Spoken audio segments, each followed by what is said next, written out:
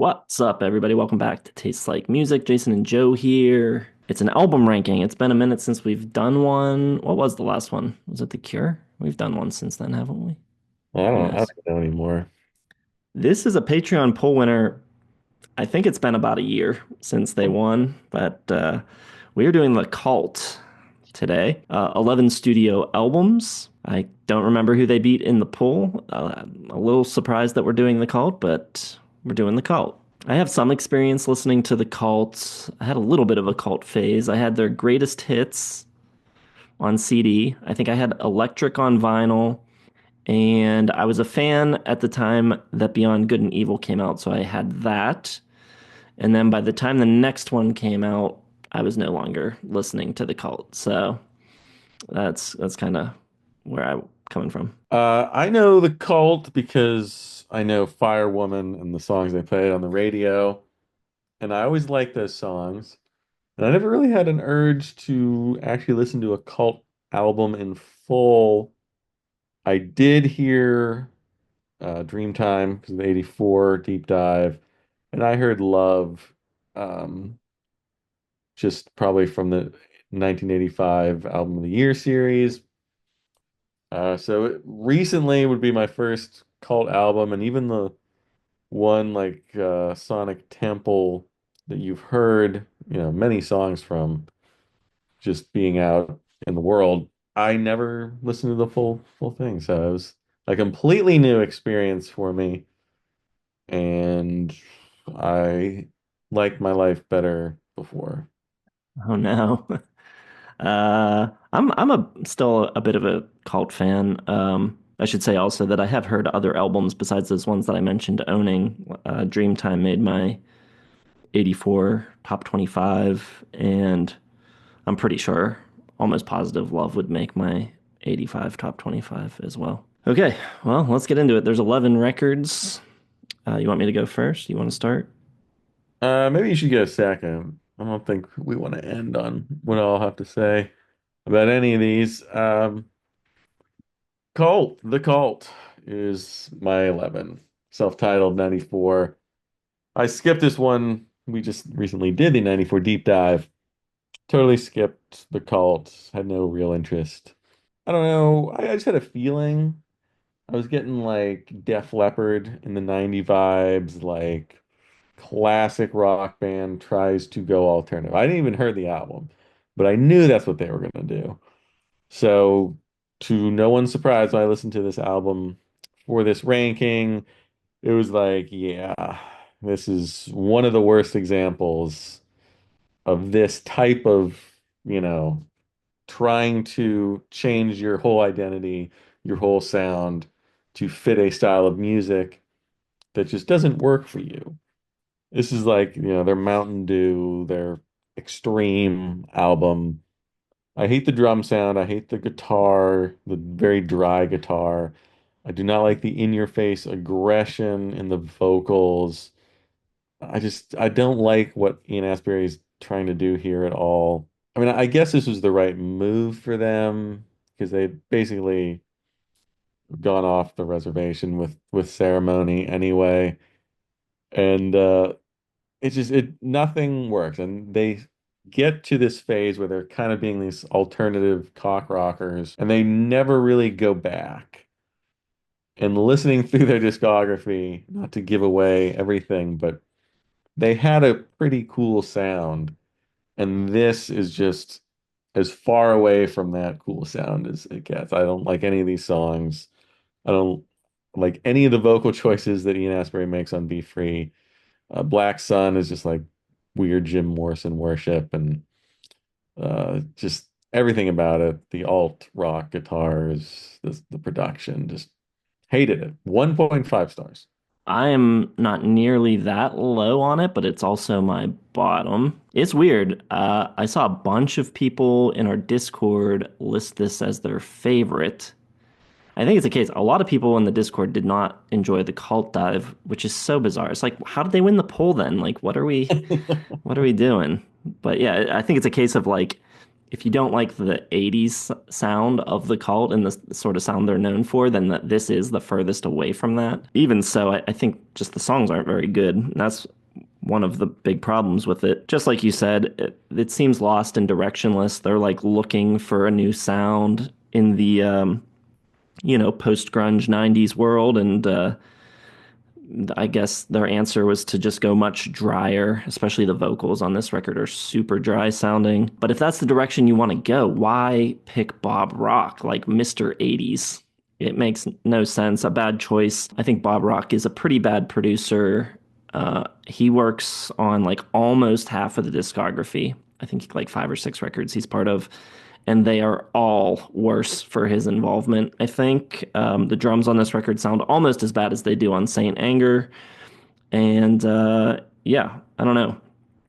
Apparently, it's a very personal album to Ian Astbury.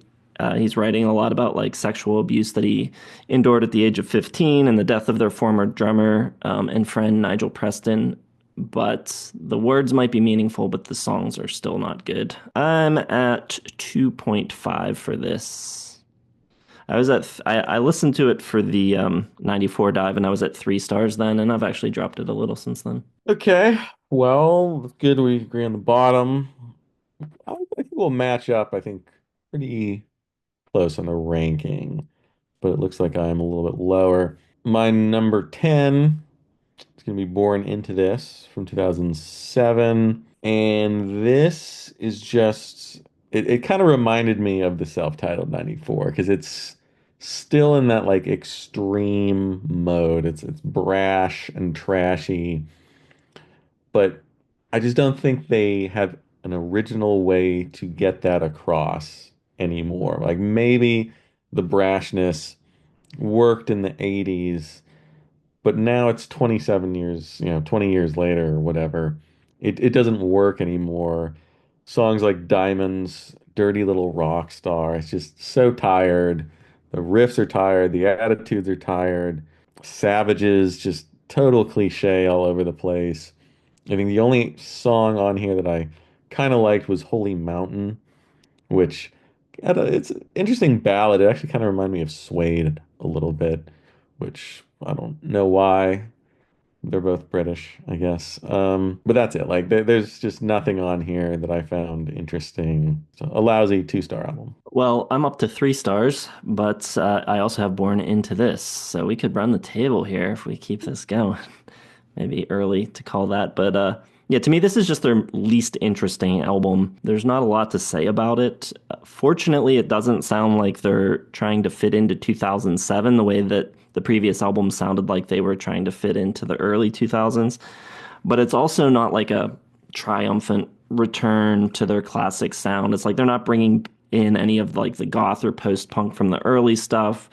It's not like a super fun like late 80s hair metal celebration, or like it's just pretty generic standard rock songs. And unfortunately, I also think Ian Astbury probably sounds worse on this record than any other. It's a shame because I think he sounds pretty good on the next record after this, and I think he sounds really good on the record before it. So it's kind of a weird, like, I don't know, vocally sounds a little out of tune and like weak in spots. But aside from those couple notes, like not a lot to say about it. Not a lot of standout songs, really no standout songs, just kind of goes by. But I mean, it's fine, but not interesting. Another not interesting album would be my number 9. I got Beyond Good and Evil, which I don't know. I mean, at this point in the discography, this is 7 years after The Cult, self-titled from 94. So I guess this is their first comeback attempt. And to me, it didn't really sound like The Cult other than Ian Astbury's vocals, who sounds pretty good. I think he sounds a lot better, and maybe it's just the production being better on this than it was on the self-titled. To me, it sounded like kind of sounded like Stone Temple Pilots or something like that, like a wannabe, not grunge, not quite alternative, but kind of a wannabe 2000s rock band. Still think they're trying too hard to sound like other people and not themselves. The guitar's good. I like Billy Duffy's guitar enough, and it sounds more like the Cult than the 94 one did, just because of the free flowing kind of wailing guitar. But there's also some like staticky, toneless guitar crunch kind of on top of that that just doesn't really work. It reminds me too much of just like bad, like Nickelback type bands from around this era. And yeah, I wanted to hear a certain sound from them, the sound that they originally, originated. And every time they try these new things, it just doesn't work. It doesn't sound right. It doesn't sound good. I don't think they're very good at imitating other styles. I don't know why they kept doing this, but they did. Well, we are not going to run the table together. My number nine is Ceremony from 1991, produced by Richie Zito. Bassist Jamie Stewart departed prior to recording this. So you've got Mickey Curry on drums, Charlie Drayton on bass, both just as hired guns. So really the band is just, in official terms, is just Billy Duffy and Ian Astbury. And during this time, their relationship was at an all-time low, and they like refused to even be at the studio at the same time together. So like only one person could be there at a time.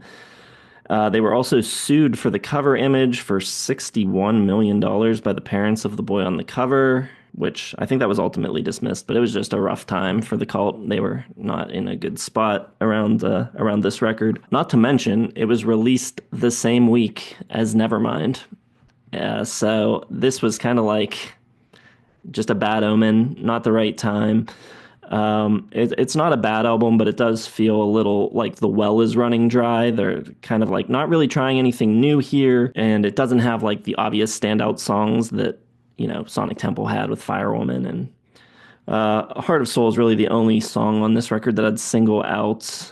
If I was making a cult mix or something, that one's pretty good, but most of the rest of it is just not it feels like a lot of those 80s bands felt in the early 90s were just like a little bit past their prime and not turning out the great songs. Still sounds like the cult, but it just doesn't have the tunes. So 3 stars. All right. Well, I also have this at 3 stars, and it is my number 8. I don't know what it is about like every British band tries to do like this Native American culture thing at some point, and it only worked like once, and that was Run to the Hills by Iron Maiden. Like everyone else just falls on their face when they're trying to do this. This is a great example of taking a concept that you probably shouldn't be writing like an album about and trying to like work it into some big like impactful statement. And yeah, you can do that all you want, but like I just don't think there's anything new or unique about what they're doing with that concept. The music is a big step down from Sonic Temple. It kind of sounds like Queensryche at times to me, like very much Empire, but not like heavy enough to be like heavy metal or progressive metal. It's kind of like in this flux, this zone of like tiptoeing into that sound, but not really going enough in to make it interesting. And it ends up just being like super overwrought and want to be noble, but the songs are kind of lousy. The lyrics are pretty stilted. It's just contrived. It's super long. It doesn't work. And I don't know, it's interesting to think like did these bands see the writing on the wall and like want, trying to find a way to like reach, the kids with Native American concept album. I don't know. It didn't work though. Heart of Soul, really the only like good song on here. I would say everything else is okay, but it's just a big step down from Sonic Temple. So yeah, it's just one of many wrong decisions that the band made trying to find a different sound. Yeah, he was really into Native American stuff. I mean, the Dreamtime album art, even, and then Choice of Weapon has, I think, someone from a Native American tribe on the cover, and but yeah, that one's a full-fledged like concept record. He would dress as a Native American in the early days and paint his face, and That's kind of weird. Like yeah, I was thinking, like, when I was looking through Wikipedia, I was like, does he have like ancestry or like some connection? But it doesn't seem like it. So he just, I don't know, really likes Native American culture. That's it's cool, but it's kind of like, yeah, kind of cringy. My number eight is Under the Midnight Sun, which is the most recent one from 2022. We kind of like half reviewed it on the channel. We were mostly just talking about the quote of Ian Astbury's where he said it was the most essential rock album of the year or something to that effect. It's not that. It's not the best or most essential rock album of 2022. I think it sounds better than some of the other ones. Tom Dalgetty produced it, so at least no Bob Rock around for this one. That helps it. Ian Matthews on drums. He's the drummer from Kasabian. And Charlie Jones on bass, who was on the Page Plant record Walking into Clarksdale and um, co-writer of the song Please Read the Letter. He also played with Susie Sue and Goldfrapp and a bunch of other people. So I like the lineup on it. Good players. I think the arranging on the record is a little bit more interesting than the kind of just like sludgy rock stuff that they had been messing with through most of the 2000s. I think there's a little more nuance and like finesse to the tracks and some like dynamics and quiet loud and there's some strings and it feels a little more put together and considered than some of the other recent stuff. Knife Through Butterfly Heart, the standout for me. I think that's a really great track, one of their best of their later years. And it's concise. It's 8 tracks, 35 minutes. They trimmed the fat. So, yeah, not bad. A pretty good listen. 3.5 stars. Yeah, that one will be coming later for me, obviously. Number seven, I'm gonna go with Hidden City, which was the 2016 album, which is one. Actually, now that I think about it, I think I may have heard this one because I listened to a lot of albums in 2016, and this may have squeaked on there. Bob Rock produces, Chris Chaney, bass player from Jane's Addiction, amongst other things, plays bass on it. And that's about all I have to say about the album. I thought it was fine, inoffensive, late period rock. Definitely, they're out of their embarrassing kind of phase of their career, and they're just kind of trying to rock again. There's a little more influence from their early stuff and the 80s stuff. They're not trying to be extreme or, follow the trends. It just kind of sounds like them, but, modernized. It's still kind of got that like, busy, thick production of Bob Rock. So, I mean, it's fine. I don't love it. I don't hate it. It's like a three. It's another three for me. That is also my number seven. It's 3.5 stars for me. Produced by Bob Rock. Putting this on right after Choice of Weapon, and it is like 10 times louder than Choice of Weapon is. It is so ridiculous. And so the previous record, I'll talk about it when I get to that one too. But Bob Rock is listed as a producer, but it was kind of like split. They had recorded with a different producer first, and then Bob Rock came in, I think, near the end. And I don't know, to my ear, it does not sound like a Bob Rock production. And then him fully producing this one is just like so in your face and so overcompressed and so loud. It's like this guy doesn't believe in dynamics or subtlety or nuance or any of that. And again, the same way that he was a terrible choice for what they were attempting in 94, he's a terrible choice for what they're attempting here. Which is exactly those things. I think they're trying to be a little more subtle and nuanced on this record, and the songs are just like lose all of that through the production. I think there's some pretty interesting songs. In Blood, Birds of Paradise, Sound and Fury, they all have like this really like dark and moody and almost like noirish quality to them. The strings on Deeply Ordered Chaos, I think, are really cool. They have like this sort of reminds me of like Perfect Strangers by Deep Purple. It has that kind of like drama to them. You've got a couple sort of like middling rocker type songs at the top, like the first 2 or 3 tracks.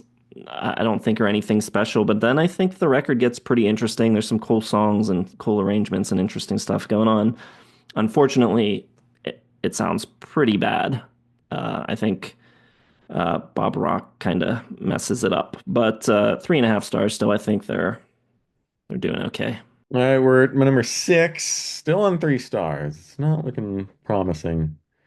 The old cult here. This is another one that I just don't have much to say about at all. Choice of Weapon from 2012. It at least has some good sounding songs. The first couple of tracks, I don't know, maybe it's like the first two. Ian Astbury is just like doing this really weird, jerky vocal style that kind of sounds like he went insane. Like he's just, I don't even know what the hell it is. He's like stumbling around all these vocal lines. No idea what he's doing there. And then it kind of evens out. I don't know if it was change in producer or just, I don't know. It got better. Once you get to The Wolf, kind of sounds like classic 80s cult. Even the riff from Billy Duffy. It's like, yeah, okay. That's kind of the regular cult that at least we recognize and don't hate. Amnesia, I think is a really good vocal performance from Asbury. Whatever he was doing on the first couple tracks, he doesn't continue, and he actually does some cool stuff. Really stretches his range out on Amnesia. Probably my favorite song of theirs since the 80s. And some interesting stuff. It's got the Native American on the cover, and it's, very vaguely, I guess, Native American influence. There's songs like The Wolf and Wilderness Now and Pale Horse for the Animals. It could be Native American influence, but it's not like a concept album, so it's not kind of hackneyed in that way. But it's an okay album, but I mean it's 3 stars. It's not great. Well, I'm still at 3.5 for Choice of Weapon as my number six. Produced by Chris Goss and Bob Rock. I think Chris Goss was there for the first half of it, or maybe even more than that, it seems like to me. Just guessing based on the way it sounds. And then Bob Rock came in at the end, although it seems like he gets the bulk of the credit, so I don't know. It was the iTunes Rock Album of the Year in 2012. I think this record sounds pretty good. It's a lot drier. I think that is a bit of the Chris Goss influence. He's known for working with Caius and Queens of the Stone Age. So it has a little bit more of a natural feel than Bob Rock's like maximum uh, compression and reverb. So yeah, I think the Chris Goss influence here seems to be a positive one. I think it was a good shakeup for them to at least work with him for a little while. This feels like a good evolution without like consciously trying to reinvent where they're at. They seem a little more reinvigorated here, perhaps aided by the fact that they've got the same lineup as on the previous record, which they almost didn't do at all since like the start of the 90s. Almost every record had different players on it. But this is the same lineup as the one before it. The previous record just sounds like they threw it together in a week or two. This feels like they took some time to write some songs, and it's much better. It's better sounding. The tunes are better, just all around. 3.5 stars. My number five, this may be controversial to many people. I saw this with some very high star ratings in the Discord, and it's an 80s one, so people seem to like it a lot more than everything that came after the 80s. I got Electric, and I'm still at three with it. I don't think it was a very good choice at all for them to do this. And this is become an AC/DC cover band. In the middle of them like finding their sound and breaking out on Love, 2 years later, they're like, hey, what if we were just AC/DC? Like the riffs just, I don't know how they didn't get sued. Opening song Wildflower literally is Highway to Hell, right? Or is it? Is it? No, it's for who? For those about to rock. Love Removal Machine is Start Me Up. Okay, yeah. I mean, I can't keep them straight. They're all just ripoffs of AC/DC songs and Rolling Stones songs. Rick Rubin comes in and just completely changes the sound. Like the wet post-punk, psychedelic, kind of streaming, kind of all over the place. No, Rick Rubin comes in and is like, get the hell out of here. Just as dry as you can make the guitars. Get rid of like any type of interesting guitar sound or technique. We're playing the classics, just the most elementary blues rock solos. Very much just like rock beats, none of that tribal stuff, none of the post-punk, New Order, even styled bass and drums. And I don't know, maybe it worked better in the 80s because things were just different in the 80s. You didn't have streaming. You couldn't just like go back and listen to AC/DC anytime you wanted, unless you owned them. And AC/DC kind of sucked in the 80s anyway. But to me, like this sounds like Jet, like level riffage, just like ham-fisted wannabe. Um, oh, Honey Child sounds like Long Way to the Top. It's a long way to the top. That's the one. And Peace Dog, Ian sounds like Will Ferrell doing Robert Goulet. Like he just, he's trying so hard, and it's just I hated it. I thought everything on here sucked. The dumb lyrics, the bad guitar solos, the boring leads. I think the vocals are okay, but not nearly what they had been. And it has one of the worst covers ever. They're Born to Be Wild.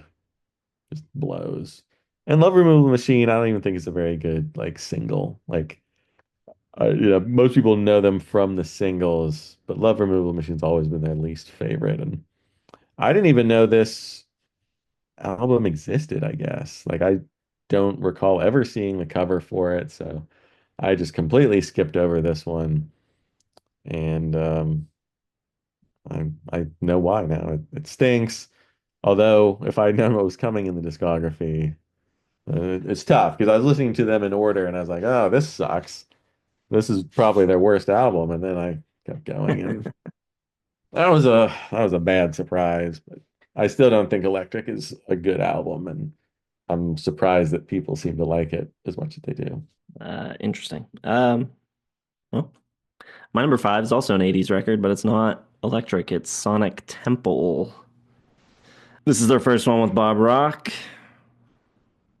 He winds up doing four more, I think. So this record walks back that straightforward, punchiness of electric, brings a little bit more of the atmosphere and vibe back into the sound, but it also keeps some of the riffage and the accessible melodies. So it's kind of a middle ground between Love and Electric. It produces some killer singles. Firewoman's obviously awesome.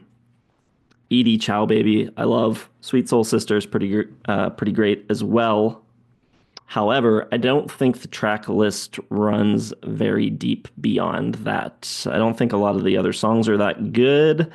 It also starts to get into this like hair metal-y, almost glam rock kind of territory, sonically speaking, which I don't think it's very good for them. Not the best sound. They always had like this interesting kind of like post-punk meets hard rock thing, and here I think the balance of things is out of whack completely. So great singles, a couple great songs. Some of the best cult songs come from this record, but any of the other songs I don't care about at all. I don't think any of them are really that good. So for me, this is just the singles, 3.5 stars. Okay, my number four. I'm up to 3.5 stars, so I guess we're not that far off on any of this, other than Electric, apparently. My number four is going to be the newest one, though, Under the Midnight Sun, which I gave 3.5 stars in 2022. I thought it was pretty good. And now that I know what came between the 80s stuff and it's even more impressive to me. I thought they went back to their classic sound pretty well. I guess I just assumed that they had never really left that sound. Like I was like, okay, yeah, it sounds like the Cult. I mean, that's cool, I guess. I didn't realize how far they strayed in between that. It's got some of that like mysterious post-punky 80s reverb on it. It's not like, cock rock anymore, but it's still got like, charisma and power to it. It's a little psychedelic, it's a little mystical.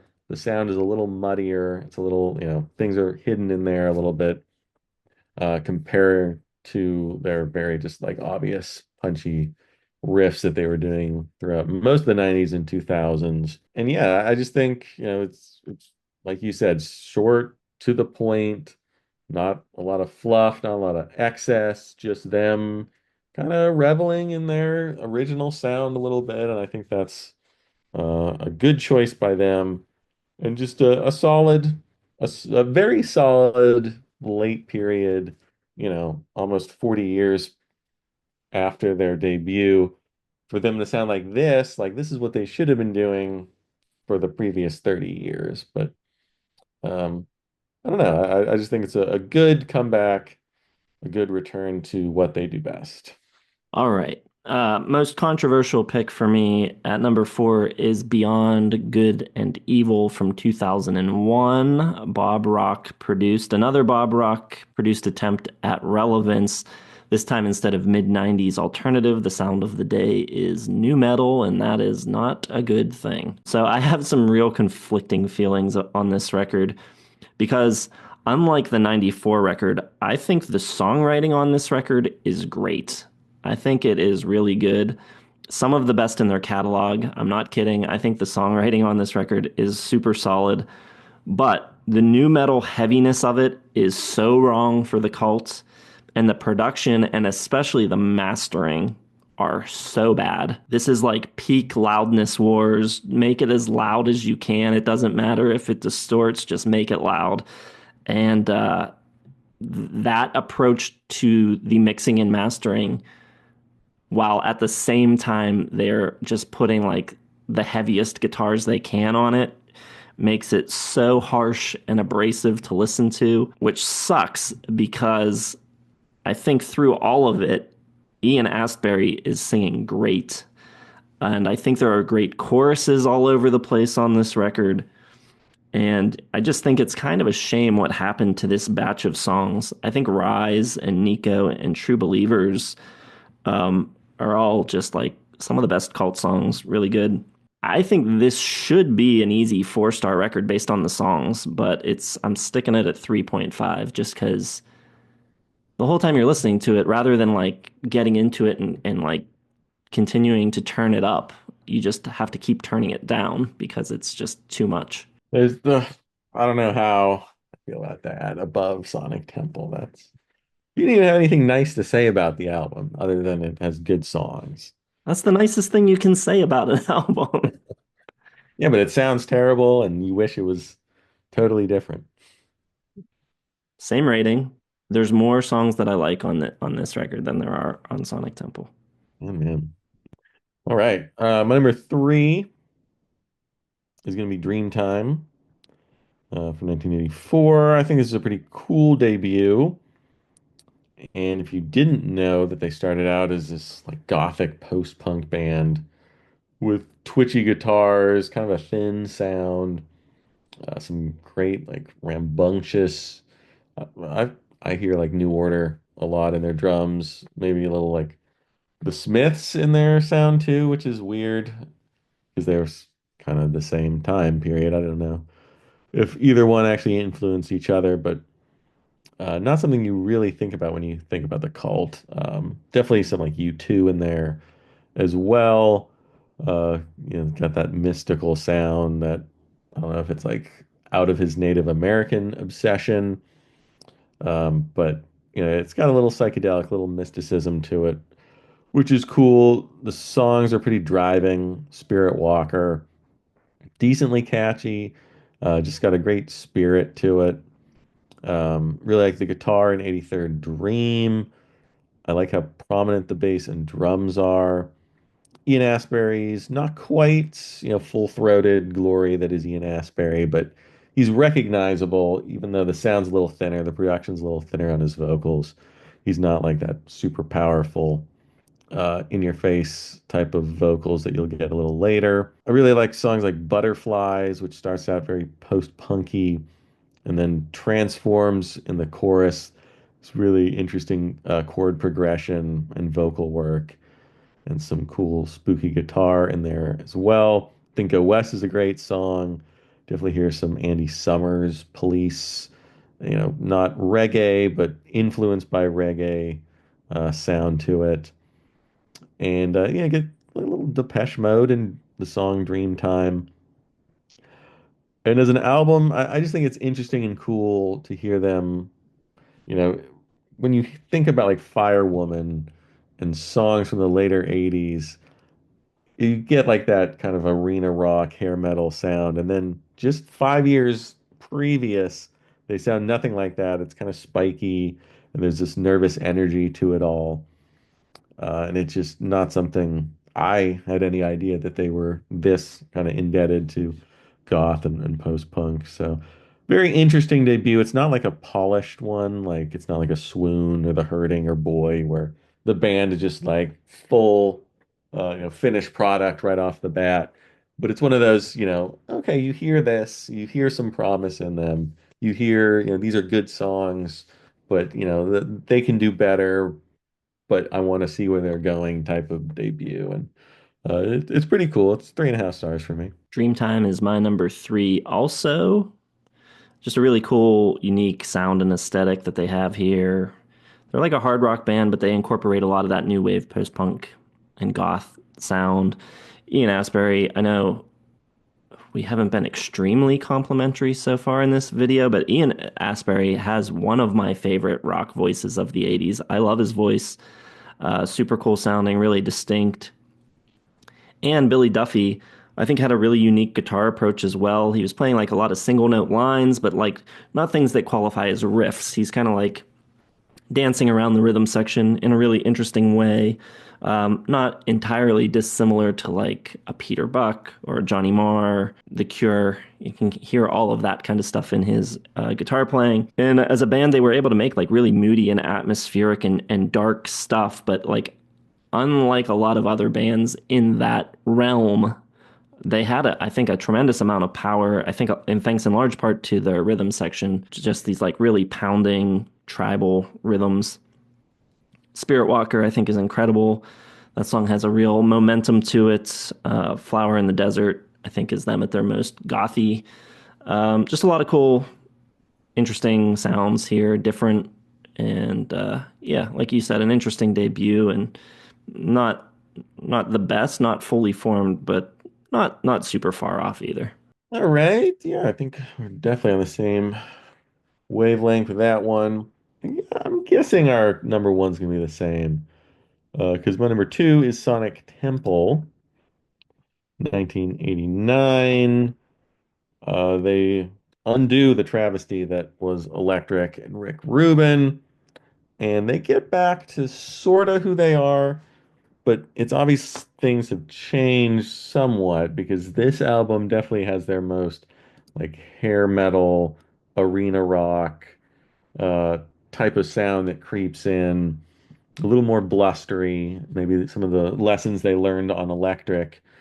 But musically, to me, it's just a million times more interesting.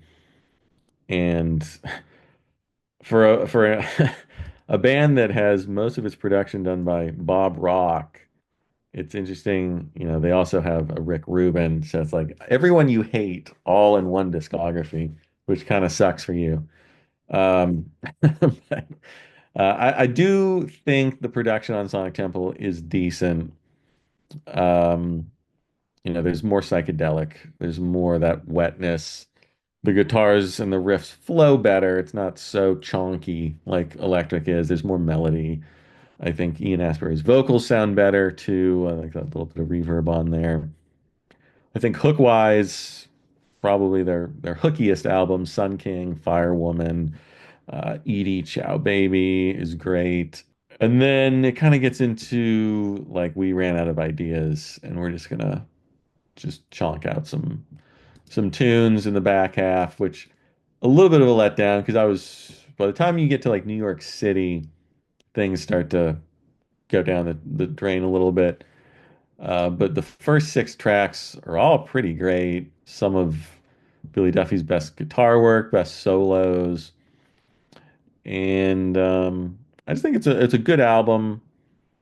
It obviously, you know, once they got to this point, you were never going to go back to their old, post-punk sound. None of that gothic stuff really remains at all, which is a little bit of a shame. But you know, I'll take this hair metal overblown, overwrougtness over the AC/DC worship of electric for sure.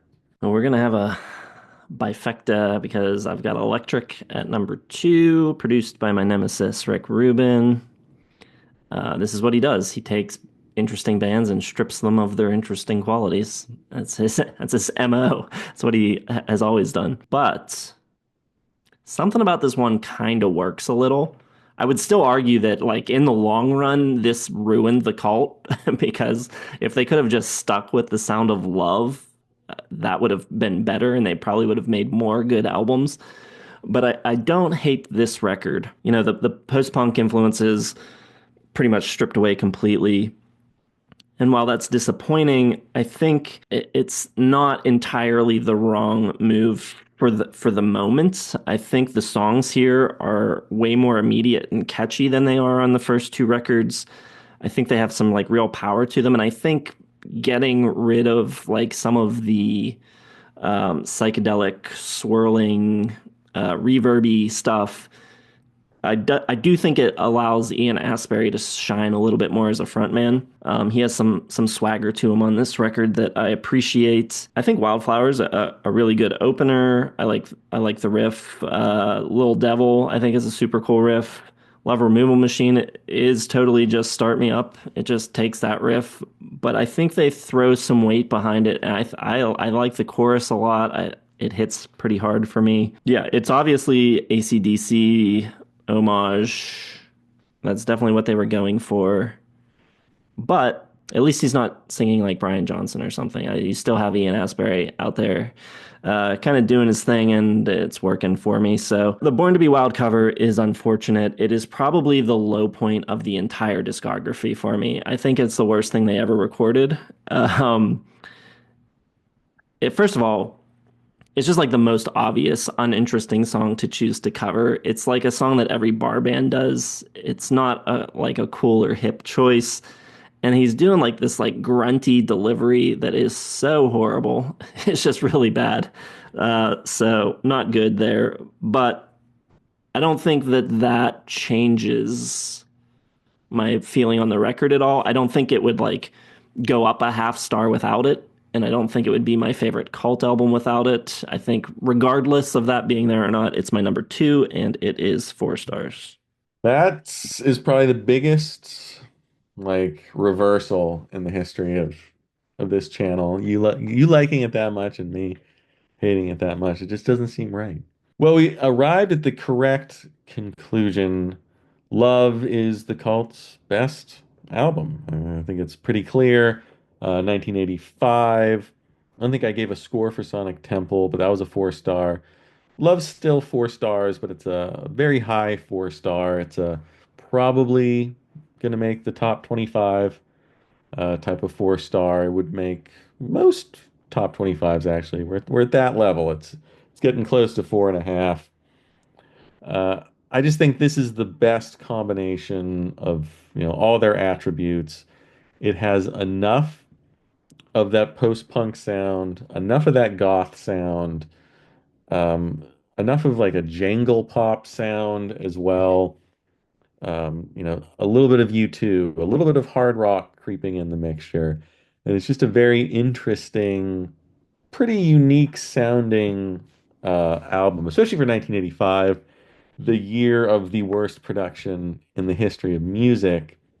They totally evaded all of that. They totally eschewed all those bad synth sounds and bad production and all that. And it sounds cool. They have an interesting sound all to their own. It's it's kind of like Dreamtime. It takes a lot of same influences, but it's a little more mainstream. The hooks are better, the melodies are better. Everything is just better. Ian Astbury sounds better. The production on his vocals better, sounds stronger. The guitar work, I think, is more advanced. And, the rhythm section's still strong, still great. Really like what they did on the first couple albums. And they never really got back to that. I guess they lost their original drummer and bass player, but whoever they were working with on this, well, Nigel Preston left in the middle of this or something. I'm not exactly sure. I'm sure you know. You can tell the people. But anyway, everything sounds great. The songs are better. Opener Nirvana is a great song. Love the sparkle on the guitars. Got that cool jangle in there. Um, Rain, She Sells Sanctuary, Big Neon Glitter, all just good, hard charging rockers that have substance and they got the little swirl to them. You got some stuff like Brother Wolf Sister Moon, which is ambitious and still has that gothic touch. Some cool guitar parts to it. Phoenix, a little more like from Billy Duffy on guitar. And yeah, I mean, pretty much everything on here I think works. It's just got a very good sound, and it's just kind of obviously their best whole body of work that they ever did. Yeah, totally agree. Also, my number one. Also, same level of 4 stars, but like very high, almost 4.5, not quite, not too dissimilar of a record from Dreamtime, but the way it's produced and especially the way it's mixed just brings forward a lot more of like the hard rock tendencies.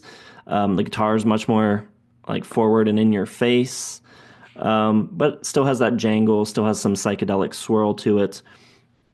Nigel Preston is only on She Sells Sanctuary. He's on also two of the outtakes that are on the deluxe version, but on the proper record, he's only on She Sells Sanctuary. And they bring in Mark Brzezicki from Big Country, who is an incredible drummer.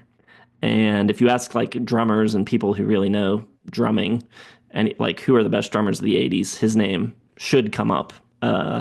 Just man, if he could have joined the band, it would have just taken them to another level for the remainder of their career. Unfortunately, he's only on this one. His playing's a little more flashy than Preston's, but it fits the band really well. He's not really overplaying. I love his drumming on Big Neon Glitter and the title track and Hollow Man. One of the standout things about this record is his playing, but also just like the growth from Dreamtime to this. Like I said, it's not too dissimilar, but everyone's a little bit better. The guitar parts are a little better. Ian Astbury seems a little more confident and a little more forceful. And yeah, there's just some great songs on it. She Sells Sanctuary, obviously, like an all-timer, just so good. Yeah, super solid, good set of songs, well produced. Steve Brown did this one. Well, it's interesting that that was such a successful album. Like a lot of bands change their sound because they don't have success. Like Cult had a huge success with Love, and then they still just completely went away from that, which just very odd going through the discography and listening in order and just like I don't understand. I don't get it. Broke my heart, the Cult. Rick. All right. Well, let us know. Let us know what you think of the Cult and their discography and our rankings, and let us know your rankings. Put all that stuff in the comments. Hit the like button, subscribe. Check the video description. If you're not aware, we recently launched a record label. We have a record for sale at tastelikerecords.com. We also have a Patreon. If you want to support us over there, you can vote on stuff and hang out in the Discord and talk music with like-minded folks. And yeah, thanks for watching. We'll see you in the next one.